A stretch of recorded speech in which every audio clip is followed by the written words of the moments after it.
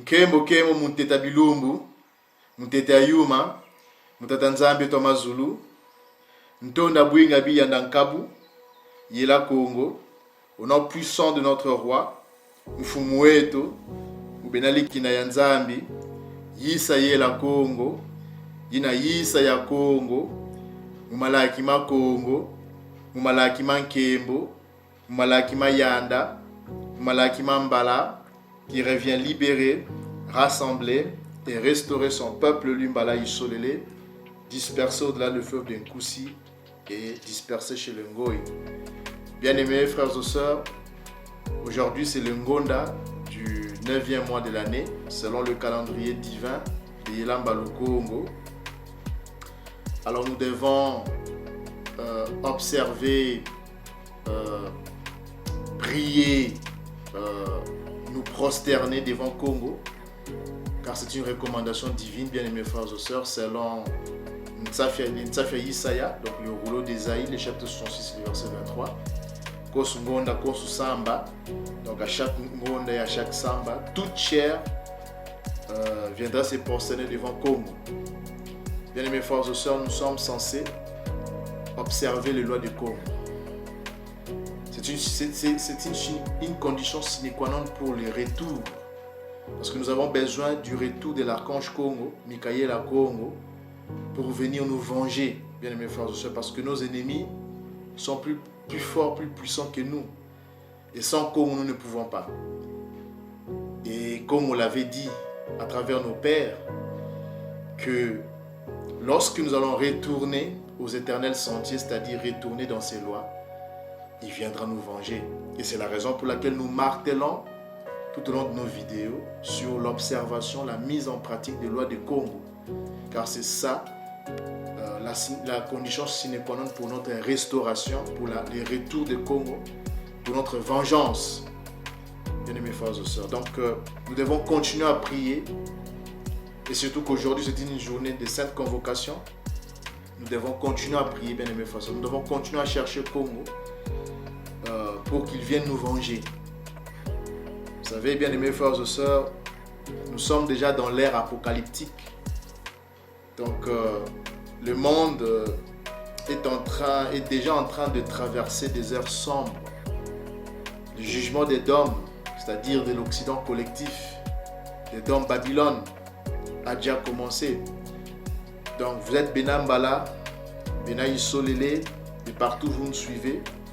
Ne soyez plus distraits. Vous voyez ce qui est en train de se passer dans le monde. La guerre entre la Russie et l'Ukraine.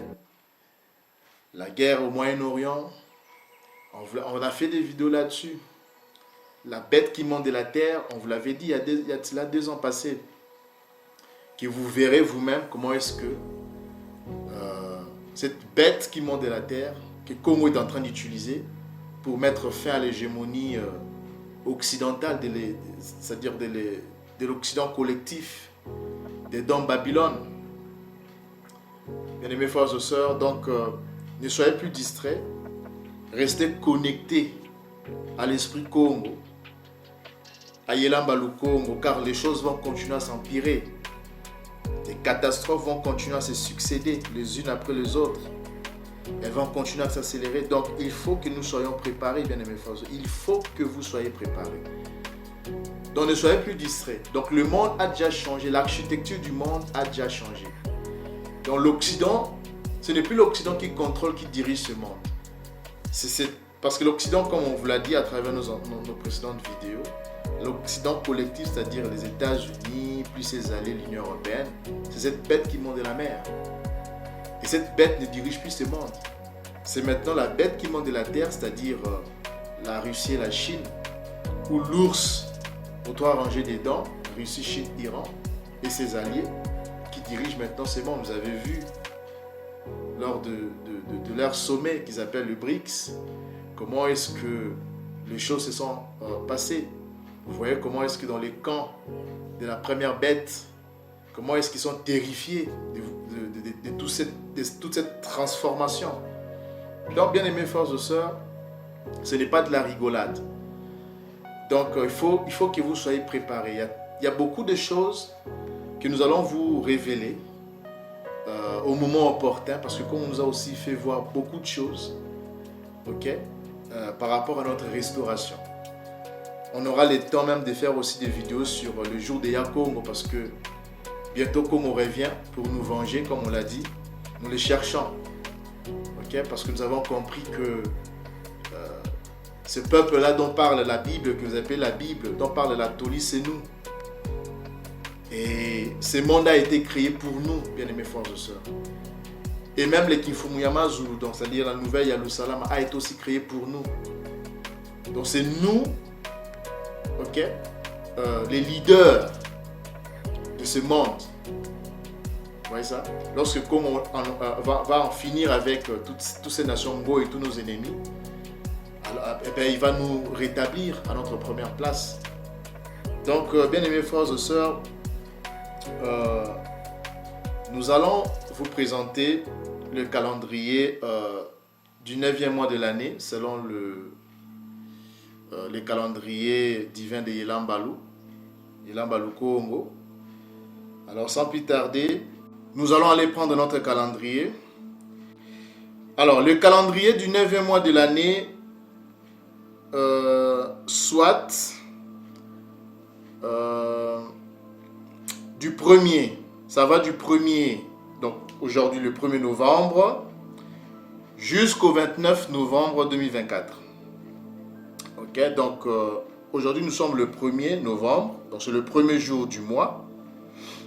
Alors, nous aurons 4 sambas comme d'habitude, donc vous savez déjà, du moins pour ceux qui ne sont pas nouveaux, hein, qui nous suivent depuis un certain temps. Donc dans chaque mois, nous avons 4 sambas.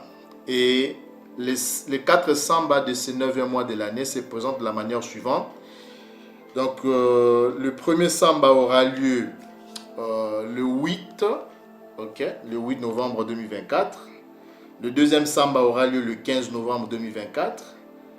Le troisième samba aura lieu le 22 novembre 2024 et le quatrième samba aura lieu le 29 novembre 2024. Donc voici comment se présentent les 4 sambas de ce calendrier du 9e mois de l'année pour les Ngonda et les Samba.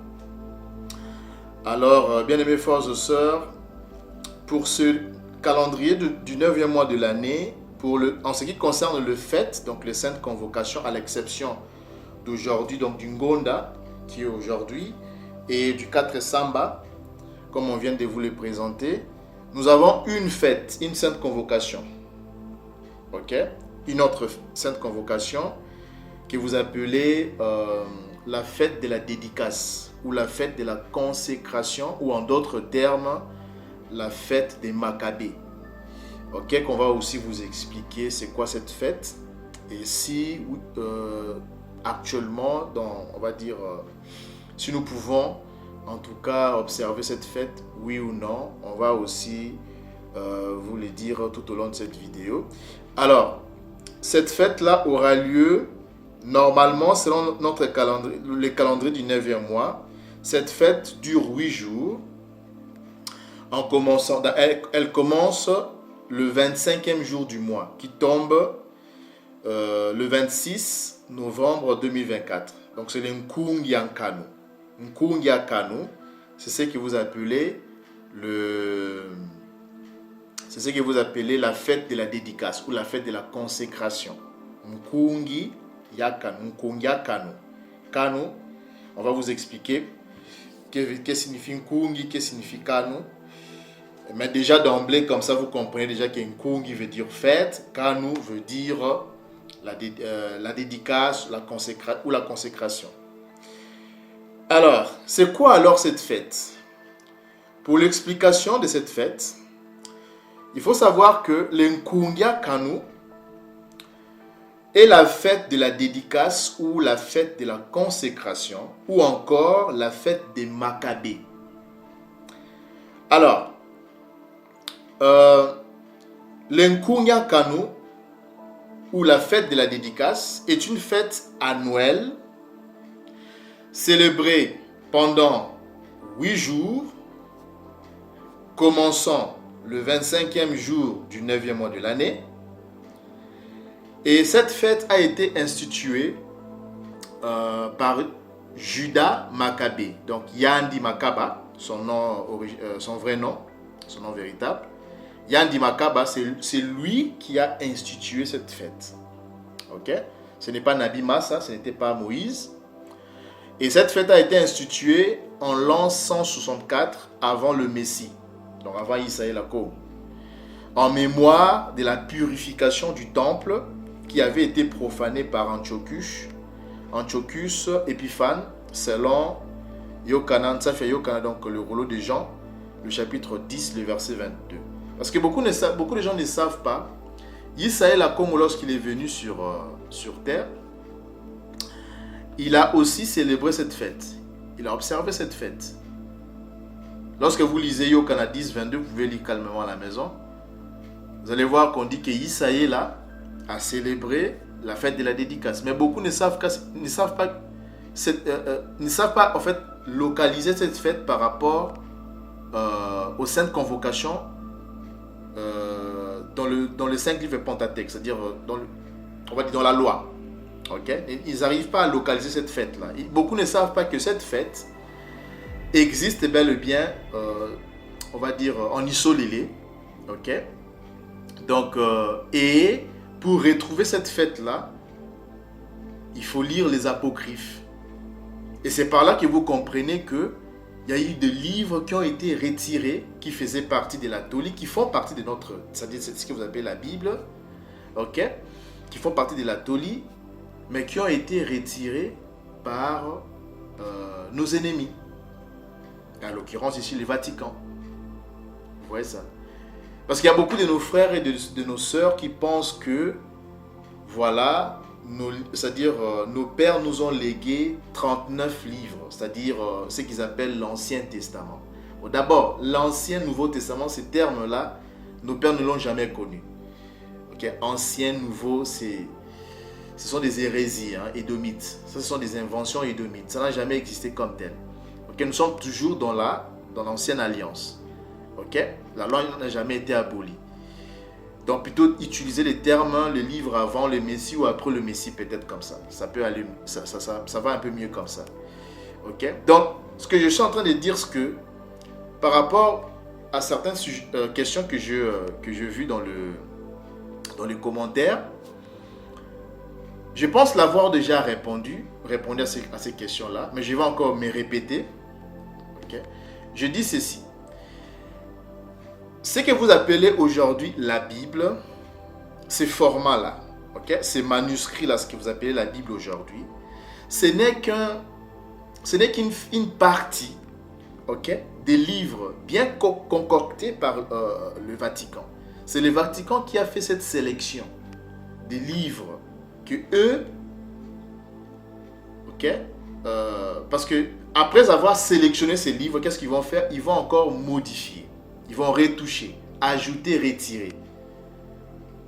Vous comprenez ça? Donc, la totalité de livres que compose la Toli ne revient pas à 39 livres, soit disons ce que vous appelez l'Ancien Testament. C'est pas ça, non. Voire même le livre Pentateuque, par exemple la Genèse, quand on prend par exemple la Genèse, ce que Moïse a écrit dans la Genèse, ce n'est qu'un résumé. Moïse, Nabi Massa n'a fait qu'un résumé, okay, de la création.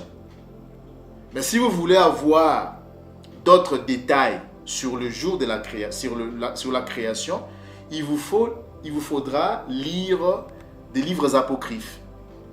Donc, ces livres apocryphes-là, ce ne sont pas des livres à rejeter, non. Croire que nos pères nous ont légué 39 livres, c'est vraiment, c'est vraiment, en tout cas, je dis, c'est une hérésie en fait, quoi. Vous comprenez un peu, ça n'a pas de sens. Vous comprenez ça? Pourquoi je dis ça? Ben, notre histoire commence par qui? Par Dimuntu. C'est par Adam, notre ancêtre, bien sûr. Vous êtes d'accord avec moi? Vous n'allez pas quand même me dire que depuis, ok? Depuis Dimuntu jusqu'à nos jours, En fait, disons, jusqu'au jour, on va dire, à l'époque du Solélé antique, que l'histoire de tout un peuple, je dirais, tout un peuple millénaire comme nous le sommes, vous n'allez pas quand même me dire que notre histoire se résume en 39 livres. C'est ridicule, quoi. C'est vraiment, je ne sais pas si vous arrivez à comprendre un peu. Ça correspond pas. Vous comprenez un peu ça? Ça correspond pas du tout. Donc, la totalité des livres que compose la Toli, c'est au-delà de 100 livres. Je dis bien au-delà de 100 livres. Ok? Donc, ce que vous appelez l'Ancien Testament, le Nouveau Testament, les livres apocryphes, tout ça, ça fait partie de la Toli. Après, maintenant, je sais qu'il y a eu des ajouts, il y a eu des retraits. C'est à travers l'esprit Congo que nous arrivons à détecter où se trouve le mensonge édomite, que le peuple du diable on soit retiré ou ajouté. D'accord? Donc voilà ce que je pouvais dire par rapport à ces questions-là. Alors nous allons continuer. Alors, le Nkungian Kanu, ou la fête de la dédicace, autrefois également appelée fête des Maccabées, était une fête hivernale, de 8 jours, célébrée par le Judéen au mois de décembre ou parfois à la fin du mois de novembre. Et quand vous voyez par exemple la date ça tombe pour cette année, ça tombe le 26, on a mis la date là, c'est le 26 novembre 2024. Vous voyez que ça tombe vers la fin du mois de novembre. Donc, en fonction de la date, donc ça tombe soit au mois de décembre ou parfois à la fin du mois de novembre, en fonction de la date à laquelle elle tombait dans les calendriers Mbala, c'est-à-dire hébraïque. Alors, l'histoire d'un Nkungian Kanu, ou la fête de la dédicace, remonte à la période ou à la révolte des Maccabées. Parce que beaucoup ne savent pas que lorsque Isaïe est venu sur terre, il a célébré, il a observé cette sainte convocation, cette fête. Il a célébré cette fête-là. Vous voyez ça? Et beaucoup ne savent pas que cette fête-là, c'est en fait notre fête. Ok? Pourquoi nous célébrons cette fête-là? C'est en mémoire de notre combat avec les Édomites grecs. Et d'ailleurs, je l'ai même expliqué ici. Donc, l'histoire d'un Nkungian Kanu ou la fête de la dédicace remonte à la période ou à la révolte des Maccabées, après que le roi séleucide Antiochus Épiphane eut profané les temples judéens et forcé les Judéens à abandonner leurs sacrifices et à adopter des rituels païens. Un groupe de combattants judéens s'est soulevé et a défié les régimes païens oppressifs et a renversé le Séleucide. Vous voyez ça? Donc, vous voyez que ceux qui sont encore dans des religions, si Isaïe Congo a célébré cette fête, donc le Nkungian Kanu, donc la fête de la dédicace, or, cette fête-là, on ne les retrouve pas dans le livre Pentateuque de Nabi Massa, mais on les retrouve dans le livre de Maccabées. Or, aujourd'hui, quand vous prenez ce que vous appelez aujourd'hui le canon officiel, ce que vous appelez la Bible, le livre des Maccabées ne s'y trouve pas. Alors il faut se poser des questions. Si on a mentionné cette fête, ok, dans, soi-disant, votre Nouveau Testament, que nous appelons le livre après le Messie, hein? Si cette fête est mentionnée dans Jean, le chapitre 10, le verset, je crois 22, ce qu'on a dit, hein? Ouais, 10, 22, et que cette fête ne se retrouve pas dans votre canon officiel, comment est-ce possible? Il faut se poser une question. Où est parti d'abord, qui a donné l'ordre d'enlever ces livres-là? Donc c'est par là que vous comprenez qu'il y a eu beaucoup de livres qui sont cités. Il y a beaucoup de livres qui sont cités dans ce que vous appelez la Bible, mais qu'on retrouve aujourd'hui, soi-disant, dans les livres apocryphes. Mais ce ne sont pas des livres apocryphes, ce sont des livres qui font partie de la Toli. Et comme je le dis, donc la Toli, ok, contient plus de 100 livres dans sa totalité. Donc le livre les Maccabées en fait partie. Parce que cette fête-là est mentionnée dans le livre des Maccabées. Vous comprenez ça? Donc, bien aimés frères et sœurs, le temple de Yalousalama a été à nouveau consacré à Eli Mokongo, donc le créateur de toutes choses, le créateur de l'univers. Depuis lors, l'Nkungia Kanu, ou la fête de la dédicace, est célébrée pour commémorer cet événement marquant de l'histoire judéenne. Okay. Alors, l'Nkungia Kanu, ou la fête de la dédicace, ne fait pas partie des fêtes instituées par Eli Mokongo par l'intermédiaire de Nabi Massa, donc de Massa de Moïse, dans le cadre de la Toli. Ça ne fait pas partie de la Toli, c'est-à-dire de fêtes instituées par Nabi Massa. Mais cela ne veut pas dire pour autant que cette fête n'est pas biblique ou qu'elle déplaît à Eli Mokongo. Non, non, non. C'est une fête, ok?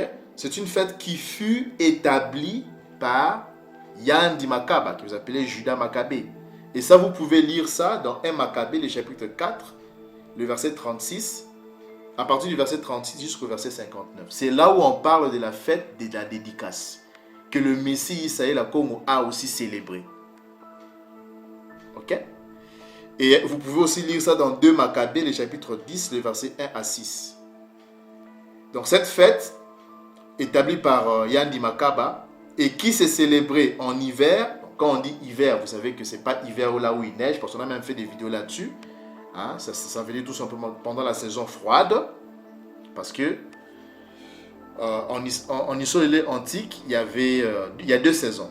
Ok, il y a la saison, il y a la saison chaude et il y a la saison froide. C'est ce qu'on appelle, que Edom a traduit par hiver, mais ça n'a rien, en tout cas, ce n'est pas l'hiver dans le contexte édomite. Hein, on va dire dans le contexte édomite. Non, c'est pas du tout ça. Donc ça veut dire tout simplement saison froide.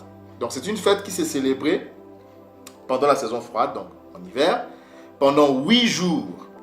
Ok? Et pendant 8 jours, au 9e mois de l'année, par une riche illumination de maisons à Yalousalama et dans les autres villes. Et cette illumination était le symbole de la joie, comme aussi de l'espérance. La fête fut instituée après le retour de la captivité en souvenir de la purification du temple qui avait été souillé et profané par Antiochus Épiphane. Alors, quand je dis Nkungia Kanu, donc Nkungi veut dire fête, ok, festivité, et Kanu ou Kano, ok, d'après la concordance, les H2598, ça signifie la dédicace, la consécration. Et d'ailleurs, je pense que même en avoir même fait une vidéo là-dessus. Si vous prenez la vidéo là où nous avions parlé, on vous a révélé les noms des patriarches antidiluviens et post-diluviens. Le nom de notre patriarche Enoch, le juste, qui n'a pas connu la mort. Hein. Enoch a été enlevé.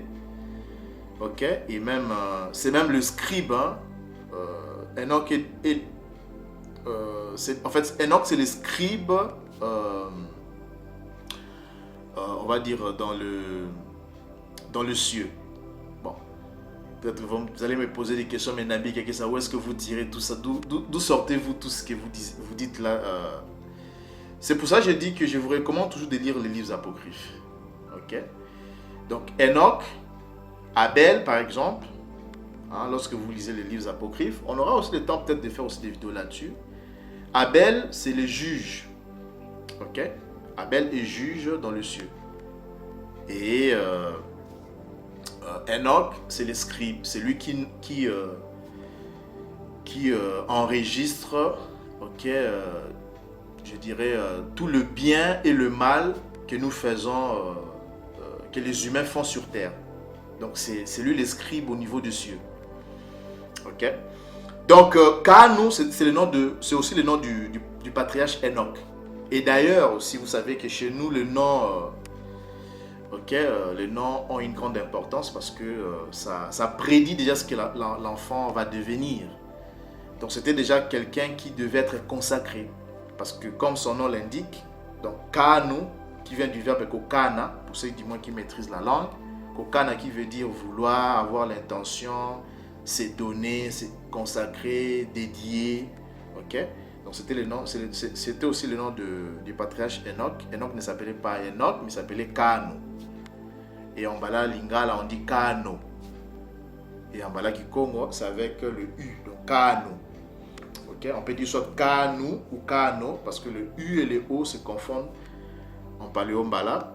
Et Kanu ou Kano, qui veut dire la dédicace ou la consécration. Et d'où, lorsque nous disons Nkungia Kanu, ça veut dire la fête de la dédicace ou la fête de la consécration. Le Ya au milieu, là, c'est juste une préposition. Donc, voilà, bien aimés frères et sœurs, c'est que je tenais à vous révéler aujourd'hui, en fait, à vous présenter aujourd'hui. Alors, est-ce que nous devons célébrer le Nkungia Kanu, la fête de la dédicace?